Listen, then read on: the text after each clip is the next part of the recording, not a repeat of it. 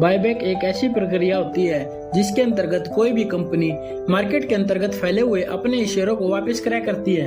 तो आपके मन में भी यह सवाल जरूर आ रहा होगा कि कोई भी कंपनी ऐसा क्यों करती है। तो चलिए जानते हैं कि कंपनी ऐसा क्यों करती है।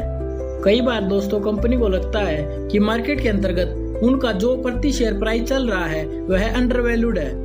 इसका अर्थ यह है कि कंपनी को लग रहा है कि जितना भी प्राइस उनके शेयर का आज बाजार में चल रहा है वह अभी बहुत ही सस्ता है। तो किसी भी कंपनी के लिए दोस्तों इन्वेस्टमेंट के लिए बहुत ही अच्छा तरीका होता है, क्योंकि आज वह उन शेयरों को कम दाम पर खरीदती है, लेकिन बाद में जब भी वह बाजार में इसको दोबारा बेचेगी तो वह इन्हें महंगे दामों पर बेच सकती है। और इसका दूसरा फायदा यह है दोस्तों कि कोई भी कंपनी यदि अपने शेयरों को बाय करती है तो बाजार के अंतर्गत जो शेयरों की संख्या होती है वह कम हो जाती है, जिसके कारण दोस्तों उनका प्रति शेयर प्रॉफिट बढ़ जाता है और उनके फाइनेंशियल रेशियो भी सुधर जाते हैं। उदाहरण के लिए यदि किसी कंपनी का नेट प्रॉफिट 10 लाख रुपए का है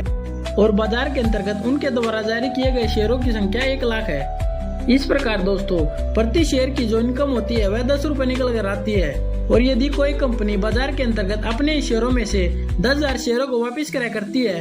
तो इस प्रकार दोस्तों उनका प्रति शेयर अर्निंग रेशियो बढ़ जाता है और प्रति शेयर अर्निंग बढ़ने के कारण उनका पीई रेशियो भी कम हो जाता है, जिसको हम दोस्तों अपने लिए गए इसी उदाहरण की मदद से इस प्रकार से समझ सकते हैं। तो इस प्रकार दोस्तों कोई भी कंपनी अपने शेयरों का बायबैक करके अपने फाइनेंशियल रेशियो को सुधार सकती है।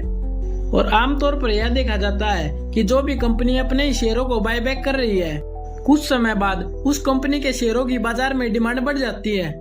क्योंकि दोस्तों अपने शेयरों का बायबैक करने के कारण इन्वेस्टर को लगता है कि कंपनी की फाइनेंशियल सिचुएशन भी बहुत ही अच्छी है।